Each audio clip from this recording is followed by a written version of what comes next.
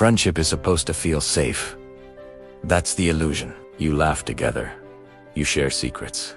You build a history. But underneath all that, something much quieter can start to grow. A comparison that never gets spoken aloud. A tension that nobody ever names. A silent competition that slowly starts to reshape the entire relationship. You notice it in the small moments. Your friend gets a promotion. Your smile is real, but your chest suddenly feels tight. You achieve something big. Their congratulations feel just a little bit delayed, maybe a little forced. Nothing explosive happens. There's no big fight, no accusation. It's just this subtle, undeniable shift in the emotional temperature between you. Attachment theory helps explain why this cuts so deep. If you have an anxious attachment style, you're naturally hypersensitive to any sign of rejection or a shift in the hierarchy. Their success can feel like direct evidence that you're falling behind. On the other hand, if you lean more avoidant, you might detach and start competing internally just to maintain a feeling of superiority. In either case, the friendship stops being about connection and turns into a stage where your self-worth is constantly being measured. Our brains are hardwired for social ranking. It's an evolutionary thing. Our ancestors who tracked their status within the tribe were more likely to survive. Today, that ancient circuitry gets activated in our modern friendships. A cognitive bias called social comparison pushes you to constantly evaluate your own intelligence, your income, your attractiveness, and even your popularity against theirs. Then, confirmation bias kicks in, filtering your perception. You start to remember their wins more vividly than your own. You might even interpret neutral comments as subtle attempts to establish dominance. This competition is almost never direct. It hides behind humor, like a casual must be nice. It hides behind backhanded compliments, like, wow, I didn't know you were that disciplined. It even hides in the timing of things: who shares good news first, who responds with more enthusiasm, who posts their achievements online. Behavioral psychology calls this relational aggression. It's not physical, but it's incredibly powerful. It's the micro-invalidations, the strategic silences, the selective enthusiasm. These behaviors don't cause a big explosion. They erode the foundation of the friendship. Slowly, and social media just throws gasoline on the fire. All those metrics, likes, comments, shares create a very visible hierarchy. Your nervous system reads them as status signals. When their post performs better than yours, it can trigger a micro-threat response.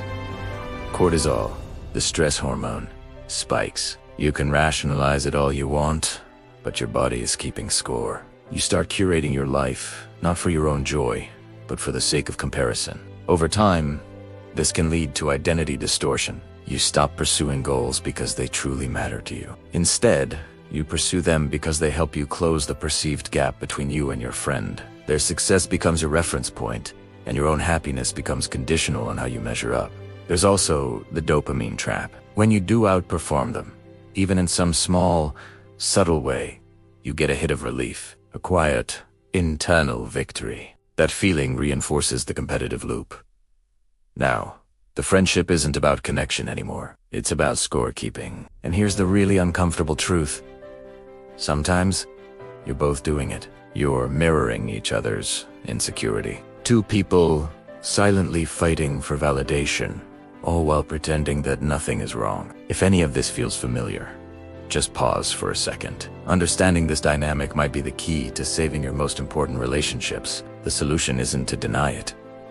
It's to become aware of it. Notice when your body has that tight, anxious reaction. Notice the exact moment when your admiration for them shifts into comparison. You have to separate inspiration from insecurity. Ask yourself this question: would I still want this if they didn't exist? Healthy friendships are collaborative, not competitive. They allow for asymmetry. One of you wins today, the other wins tomorrow. There's no ledger, no silent audit of who's ahead. But not all friendships can survive this realization. Some are actually built on that foundation of mutual comparison. If you remove the competition, you might find there's nothing left. That's a difficult thing to accept.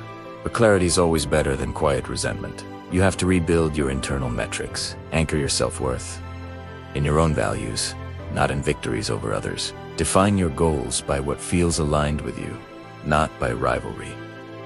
Learn to celebrate them without shrinking yourself, and learn to celebrate yourself without needing them to shrink. If a friend can't handle your growth without creating tension, that tension is data. And if you can't handle theirs without feeling insecure, that insecurity is information.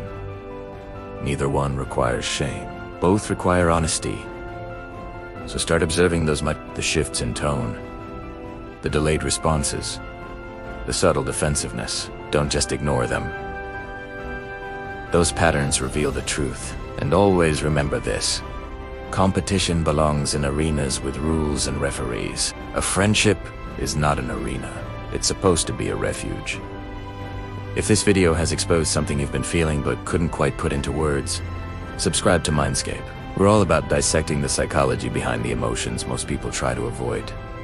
Silent competition doesn't shout.